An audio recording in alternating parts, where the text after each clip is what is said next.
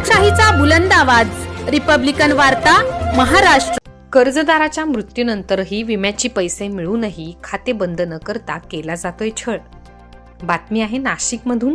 नाशिक येथील Motilal Oswal home finance कडून घेतलेले कर्ज हे कर्जदार व्यक्तीचा मृत्यू झाल्यानंतर देखील विम्याचे पैसे घेऊन फायनान्स कंपनीने खाते बंद न केल्याची घटना नाशिक येथे घडली आहे।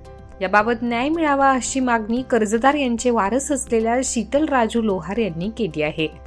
याबाबत सविस्तर माहिती अशी की मोतीलाल ओसवाल होम्स फायनान्स लिमिटेडच्या त्रासाला कंटाळून शनिवारी नाशिकमध्ये कर्जदार राजू लोहार यांच्या परिवाराने पत्रकार परिषद घेतली आणि त्यामध्ये त्यांची पत्नी श्रीमती शीतल राजू लोहार, मुलगा सार्थक लोहार आणि मुलगी मेघराज लोहार यांनी सांगितले की आमच्या सोबत घडलेल्या घटनेची माहिती Republican party of India Athawale गटाचे चंद्रकांत पाटोळे यांना सांगितल्यानंतर हे प्रकरण समोर आले आहे।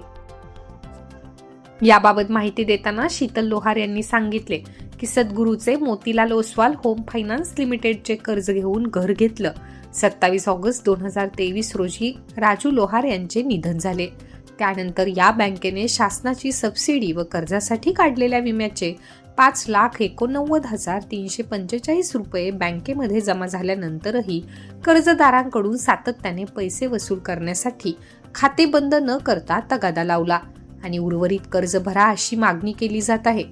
वारंवार त्यांना सांगून देखील मोतीलाल ओसवाल होम फायनान्स यांनी कोणताही नियम न पाहता अत्याचार केल्याचे सांगून शीतल लोहार म्हणाला की माझी परिस्थिती अतिशय हलकी आहे, त्यामुळे आता उरलेले पैसे भरले जाऊ शकत नाही। घराची मूळ रक्कम ही 11,50,000 होती। बँकेकडून 10,77,000 रुपये कर्ज घेतले होते, ते पूर्ण संपून देखील बँकेचा 7,07,000 रुपयाची मागणी करीत आहे।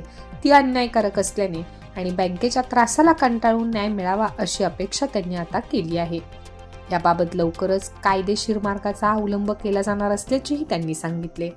यावेळी शुभम पाटोळे, रुपाली काटे, भारत जाधव, महेश कांबळे आदी उपस्थित होते। राजू लोहार यांची पत्नी मोतीलाल होम फायनान्सवरून आम्ही कर्ज घेत होतो, गृहकर्ज।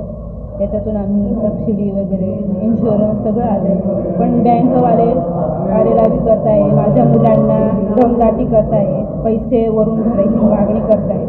आता मी एवढे पैसे कुठून देईन? 7 लाख रुपये, 8 लाख रुपये।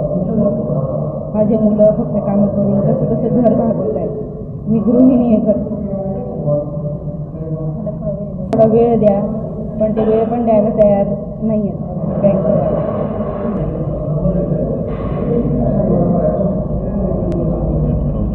तर काय अजून ठरवलं नाही आहे, पण मला तेवढी हे द्यायला पाहिजे का मुलांना की गृहकर्ज माफी द्यावी यांनी। आज आम्ही ज्या आंदोलनासाठी ज्या पत्रकार परिषद घेतली ती मोतीलाल ओसवाल नावाची फायनान्स बँक आहे। त्या बँकेने लोहार परिवाराला 11 लाख रुपयाचं लोन पास केलं होतं घरासाठी। त्यात त्यांना प्रधानमंत्री आवास योजनेचे 2-2.5 लाख रुपये मिळाले। त्याच्यानंतर त्यांचा मृत्यू झाला लोहारांचा, त्यावेळेस त्यांना मिळालेले 5 लाख, 7 लाख, 8 लाख जे असतील ते पैसे हे सर धरले तर आजपर्यंत त्यांनी 47 आणि 42 असे 2 हप्ते भरलेले आहेत। तर त्याचे पैसे जर झाले असे बघितले तर 11 लाख त्याच्या वर जातं, कारण 11 लाखाचं घर घेतलेलं असताना आज ते 23 ते 24 लाखापर्यंत बँकेने वसूल केले आणि अजून 7 लाख रुपये ते मागतायत। तर आम्ही भारतीय रिझर्व्ह बँकेला याची तक्रार देणार आहोत आणि सर्व पक्षीय राष्ट्रवादी काँग्रेस, RPI या सर्वांच्या वतीने आम्ही लोकशाही पद्धतीने मोठं आंदोलन छेडणार आहोत या बँकेच्या विरोधात। रिपब्लिकन वार्तासाठी विशेष प्रतिनिधी आनंद दाभाडे, नाशिक।